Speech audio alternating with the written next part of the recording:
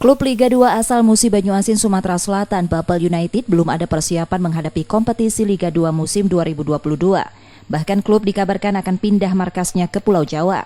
Pembina Babel United, Benny Hernedi, mengakui hingga kini belum ada komunikasi lanjutan terkait dengan nasib klub Babel United. Setelah terhenti di fase grup musim lalu, Babel United resmi dibubarkan. Saat ini sponsor utama klub fokus menjaring pesepak bola muda lokal yang akan dipersiapkan menghadapi kompetisi Liga 3 musim depan. Muba United itu adalah berpindahnya Babel United ke Muba. Sudah tutup musim. Untuk musim yang ke depan, ini kan belum tahu kapan. Belum sampai pada posisi menentukan, belum tahu. Tapi kemarin sudah tutup musim. Musim lalu Babel United merupakan tim kedua asal Sumsel yang berlaga di kompetisi Liga 2 musim 2021 bersama Sriwijaya FC. Nur Muhammad, Kompas TV, Palembang, Sumatera Selatan.